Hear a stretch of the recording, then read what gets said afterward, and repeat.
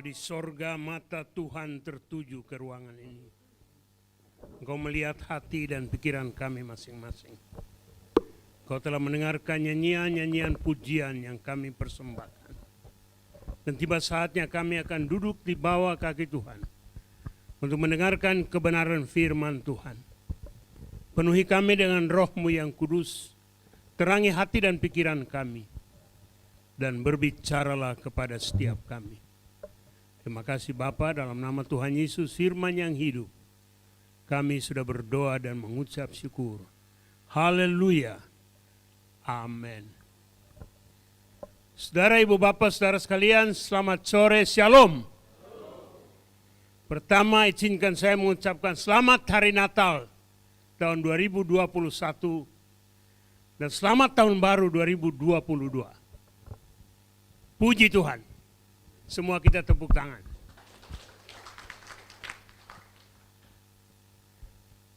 Dan ini baru awal tahun. Saya lupa, Pak Yonro, bahwa hari Jumat depan itu acara yang penting buat saya. Jumat depan saya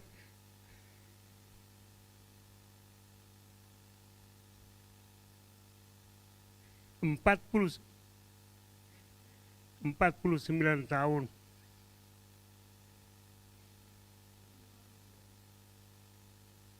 Melayani Tuhan.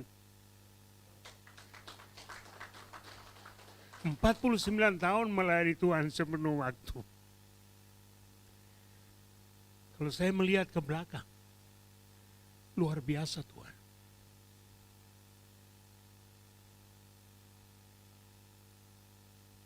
Begitu banyak hal yang Tuhan buat. Mulai dari hari pertama, saya bersyukur karena hanya fokus ke depan. Tidak menoleh ke kiri atau ke kanan. Apalagi ke belakang. Jalan terus, dan jalan terus. Walaupun saya melayani di Lembaga Pelayanan Mahasiswa Indonesia, dan itu tidak digaji sampai hari ini. Tapi memandang kepada Tuhan. Itu merupakan kebanggaan. Tepat tanggal 21 Januari itu hari Jumat depan. Tadi baru saya, wah ini coba. Saya ingat duluan, saya bilang Pak Yonru udah hari Jumat depan aja supaya pestanya lebih besar gitu. Saudara sekalian, mari kita membuka Alkitab atau HP dari Perjanjian Baru, 1 Korintus pasal 15 ayat 57 dan 58. 1 Korintus 15 ayat 57 dan 58. Tetapi syukur kepada Allah yang telah memberikan kepada kita kemenangan oleh Yesus Kristus Tuhan kita. Karena itu saudara-saudaraku yang kekasih, berdirilah teguh, jangan goyah, dan giatlah selalu dalam pekerjaan Tuhan. Sebab kamu tahu, ini maafkan juga sudah. Sebab kamu tahu bahwa dalam persekutuan dengan Tuhan, jerih payahmu tidak sia-sia. Orang mengatakan bahwa life is a journey, hidup ini adalah sebuah perjalanan. Tadi Pak Sitemorang ya, tadi berapa menit sampai sini? Kadang-kadang lancar, kadang-kadang macet. Tapi ada yang mengatakan bahwa hidup ini punya 3 dimensi yang penting. Masa lampau, masa kini, dan masa yang akan datang. Seorang cendekiawan mengatakan, the past is our experience. Masa lampau itu adalah pengalaman kita. The future, masa depan, our motivation. Bagaimana kita menghadapi hari besok? Seandainya COVID tidak berhenti, apakah kita tetap spirit? Semangat untuk maju? Atau terkapar? And today, masa kini, today, is our gift. Hari ini adalah anugerah Tuhan dalam hidup kita. Mari kita belajar dari masa lampau. Bagaimana Tuhan bekerja. Kita tahu tantangan terbesar pertama dialami oleh Nuh. Nuh itu dia harus membangun bahtera di atas gunung. Bapak-bapak dari bagian pembangunan di sini, atau pasti orang lah, kalau disuruh bangun di atas gunung, bangun kapal, diberasagi lah gitu. Orang bilang ini bapak ini gila, minta maaf ya. Orang akan bilang begitu. Dan saya yakin banyak orang akan mengatakan pada Nuh, ini orang gila.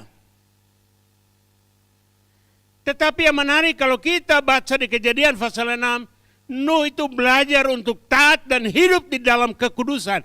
Taat untuk melakukan apa yang Tuhan katakan. Let's all trust and obey. Percaya dan taat. Kalau kita percaya dan kita taat kepada Tuhan, tidak ada masalah yang lebih besar. Karena Allah sanggup mengendalikan segala sesuatu. Dia bekerja, dia bekerja, dia bekerja. Saya pikir, saya cita-cita memang, saya masuk Fakultas Teknik Perkapalan karena saya mau membangun kapal untuk menghubungkan Kepulauan Maluku. Tahu-tahunya Tuhan bilang begini, Nyong, kalau bangun kapal ditenggelamkan oleh Ibu Susi. Ikutlah aku. Dan tanpa mikir, saya mau melayani. Saya ingat tanggal 21 Januari tahun 73, saya menghadap pimpinan LPMI, pendiri, Dr. Ais Pormes. Dan dia lihat, ini anak ini, oh dulu rambut saya gondrong. Anak ini wajahnya mencurigakan. Tapi akhirnya bilang iya boleh. Tapi dia bilang begini, Nyong, orang Ambon ya, belum mau Nyong. Nyong boleh kerja 24 jam, tapi tidak digaji. Saya tetap ingat itu kata-kata itu sampai hari ini. Dan puji Tuhan, tetap jalan aja melayani dan melayani. Dan Allah adalah Allah yang menyediakan. Allah yang di dalam tangannya tidak ada yang mustahil. Nuh taat. Dan kemudian dia dan keluarganya diselamatkan di atas bahtera. Kita lihat yang kedua. Tokoh dalam perjanjian lama yang terkenal Abraham. Disuruh berjalan tinggalkan kampung halangan berjalan ke mana? Ke tempat yang tidak diberitahukan. Lord, I don't understand, but I trust you. Dia berjalan. Itu luar biasa dahsyat. Sampai dia umur 100 tahun, Sarah berumur 90 tahun, baru Sarah melahirkan anak yang pertama. Ada ibu-ibu sini yang 90 tahun masih hamil. Itu membahayakan. Tapi itu terjadi. Bagi Allah tidak ada yang mustahil. Diperlukan ketaatan kita. Dan yang paling menarik ialah sesudah anak itu lahir, Tuhan bilang bawa dan persembahkan. Saya membaca, merenungkan. Abraham tidak diskusi lagi dengan Sarah. Karena kalau dikasih tahu ibunya, repot itu. Enggak, itu bisa berantem.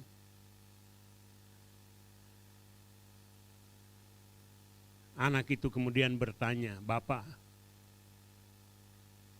api sudah ada, semua sudah ada. Mana dombanya? Saya membayangkan kalau saya seperti itu saat itu, saya bilang, sudah persetan. Tapi Abraham tetap trust and obey. Keadaan yang sulit. Tetapi dia tetap percaya dan taat kepada Tuhan. Bahwa Allah tidak pernah salah memimpin jalan hidup. Kita lihat tokoh yang lain. Yusuf. Bukan Yusuf kalah ya. Ini Yusuf yang menang. Dia dijual. Jadi bukan TKI ya, TK apa gitu. Ya TKI, tenaga kerja Israel. Di Mesir. Suatu hari digodain Tante Po. Tante Po bilang, Yusuf sini. Ayo bobo dulu dengan Tante yuk. Pakai logat Manado. Yusuf bilang gak usah lah ya Tante. Tante lihat ke atas. Dan dia dipenjarakan. Tapi dia keluar menjadi Perdana Menteri. Itu luar biasa. Sekali lagi, just trust and obey. Tuhan tidak pernah salah memimpin jalan hidup kita. Sampai pada kedatangan Tuhan Yesus. Dia lahir di kandang binatang. Siapa yang mau percaya bahwa yang lahir di kandang binatang ini akan menjadi juru selamat?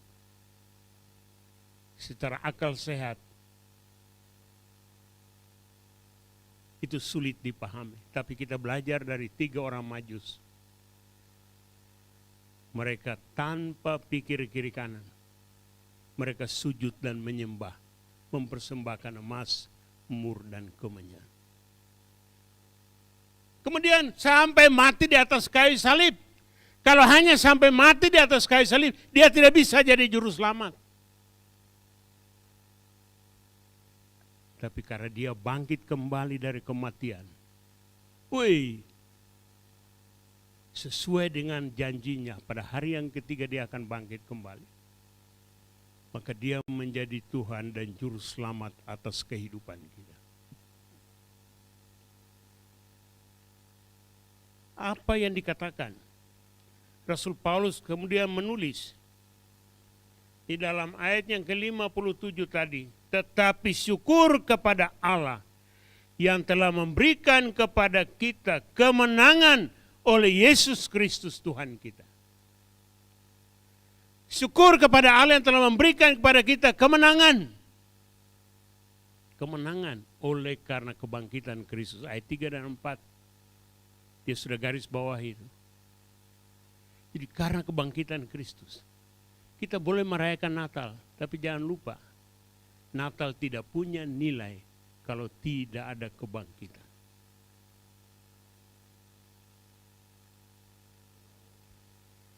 Mengucap syukur kepada Allah yang telah memberikan kepada kita kemenangan. Saudara-saudara, kita adalah pemenang. We are the winners. Pemenang. Pemenang itu walaupun babak belur, dia tetap enjoy. Dia tetap diwawancarai, dia mau. Kita harus punya mentalitas a winner. Seorang pemenang. Jangan kita mentalitas abal-abal.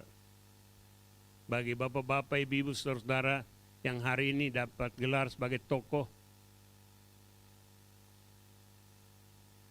Jangan hanya jadi tokoh hari ini. Tapi you have to be a winner. Kita harus menjadi pemenang. Yang menjadi contoh, menjadi berkat dalam kehidupan kita. Seorang pemenang. Dia akan tetap kokoh dalam hidupnya. Dia menghargai kemenangan itu. Banyak orang percaya tidak menghargai kemenangan dalam hidupnya. Hari ini menang, besok kacau.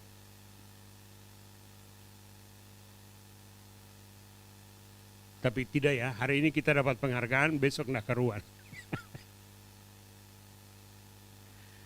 sekali lagi mengucap syukur untuk kemenangan. Karena kemenangan itu bukan karena kerja keras kita.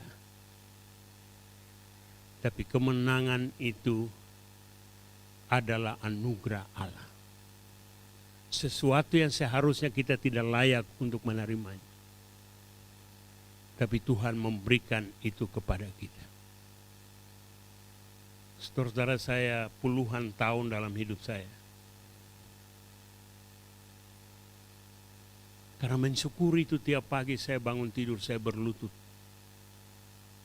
Udah lebih dari 40-an tahun. Hampir 5 tahun lalu saya kena stroke. Susah berlutut, tapi saya tetap berjuang untuk berlutut. Mengucap syukur kepada Tuhan untuk hari yang baru. Percaya pada Tuhan untuk hari yang baru. Serahkan hidup kepada Tuhan untuk hari yang baru. Mengucap syukur untuk kemenangan. Kemenangan. Sekali lagi, kemenangan. Coba semua bilang, we are the winners. 1, 2, 3. We are the winners. Kita adalah pemenang. Sekarang yang kedua, saya pemenang. 1, 2, 3. Pemenang. Yang harus berdiri kokoh. Dalam ayat selanjutnya dikatakan, dalam kalimat selanjutnya dikatakan, Tuhan telah memberikan kepada kita kemenangan oleh Yesus Kristus Tuhan kita. Karena itu saudara yang kekasih, berdirilah teguh. Berdirilah teguh.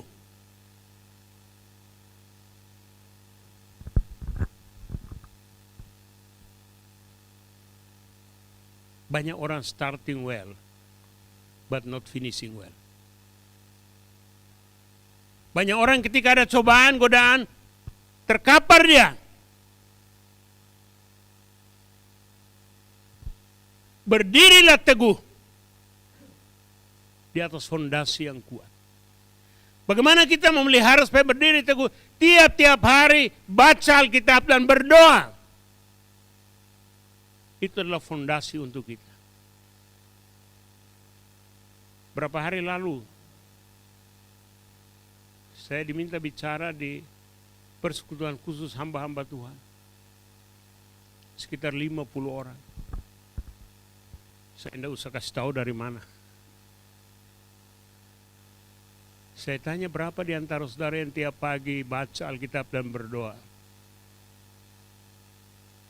Hanya 2 orang yang angkat tangan. Hah? Memalukan dan mencurigakan. Bagaimana mungkin kita dapat melayani dengan sungguh-sungguh tanpa membangun persekutuan yang baik dengan Tuhan Sang Pencipta, sumber segala sesuatu. Harus saudara-saudara sekalian, kalau yang belum praktekkan itu saya minta kita praktekkan. Bukan karena berlututnya, tapi membangun persekutuan dengan Tuhan.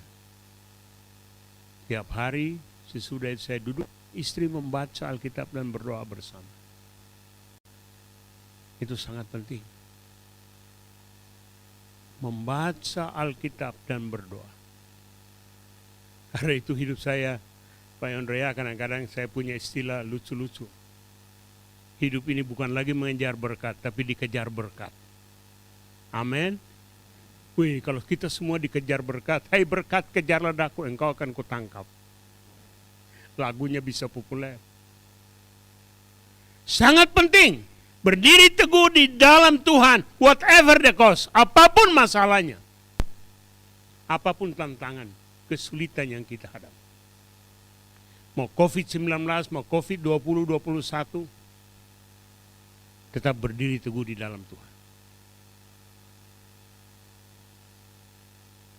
Yakin bahwa tangan Tuhan tidak kurang panjang untuk menolong.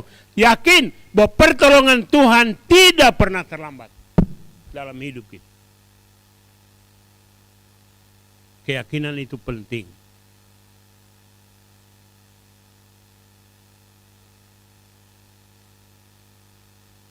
sangat penting bagi kita sekalian.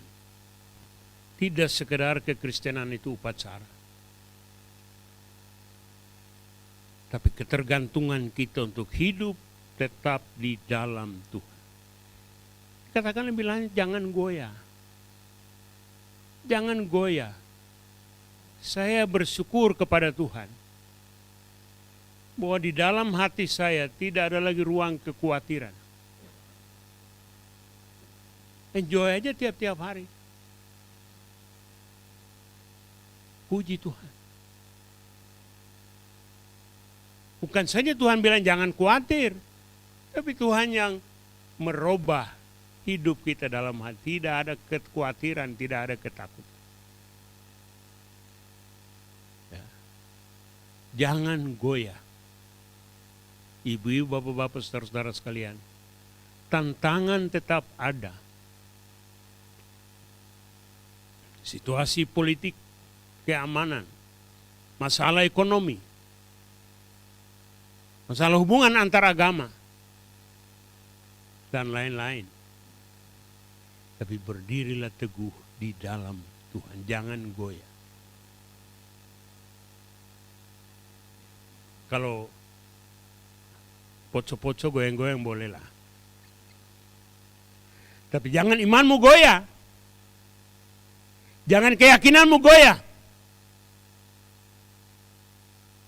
Kita harus memiliki kepastian bahwa Tuhan Allah yang hidup, Allah yang di dalam tangannya tidak ada yang mustahil, Allah yang tidak pernah meninggalkan dan tidak pernah membiarkan kita. Puji Tuhan. Yang saya ngomong ini bukan pengetahuan, tapi keyakinan pribadi. Pengalaman hidup. Jangan goyah. Dan hal penting bagi kita sekalian sore ini, dan giatlah selalu dalam pekerjaan Tuhan. Coba saudara bayangkan, apakah Tuhan tidak mampu melakukan pekerjaannya? Dia sanggup buat apa saja dan hanya mengatakan. Tapi dia bilang, saudara, giat di dalam pekerjaan Tuhan.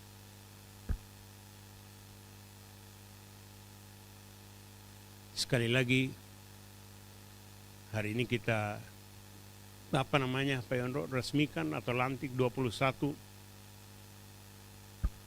tokoh Kristiani. Tapi itu tidak ada artinya kalau Anda tidak giat di dalam pekerjaan Tuhan.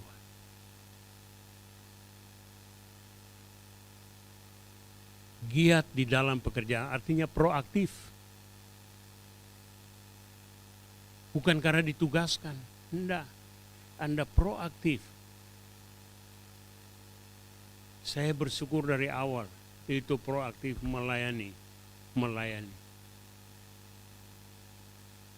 Dan begitu banyak kader-kader. Ya. Ini Ibu Ida jadi saksi. Saya termasuk yang ikut membina Bank Indonesia itu dari awal. Semua bank-bank di Jakarta tahun 70-an. Perusahaan-perusahaan, kantor-kantor pemerintah swasta. Wali Kota Jakarta Pusat atau kantor LPMI yang biasa kita pakai. Saya datang, apa Bapak Pendeta? Saya mau perlu minta izin bangun gedung. Bapak duduk, dikasih teh. 1,5 jam lagi petugas datang, Bapak sudah boleh bangun. Udah boleh pulang dan bangun. Kami udah telepon camat, jangan diganggu. Karena ini proyeknya Bapak Pendeta. Masya Allah. Itu luar biasa. Puji Tuhan. Dan dalam waktu 9,5 bulan, tidak pakai panitia, saya sendiri. Sampai semua rekan-rekan anggota staf bilang, Bapak ini udah mau gila. Belum mau. Langsung diresmikan. Dan semua pimpinan gereja PGI, KWI, PGPI dan lain-lain, PGRI, semua hadir. Dan itu yang memberi motivasi sehingga kantor PGI di Jalan Salemba itu dibangun. Kantor LAI itu dibangun karena mereka termotivasi. Saya kasih dorongan karena mereka melihat bagaimana saya membangun gedung kantor LPMI di Jalan Penataran. Berdirilah teguh, jangan goyah, dan giat selalu dalam pekerjaan Tuhan. Poin yang penting, dan karena dalam persekutuan dengan Tuhan, jerih payahmu tidak sia-sia.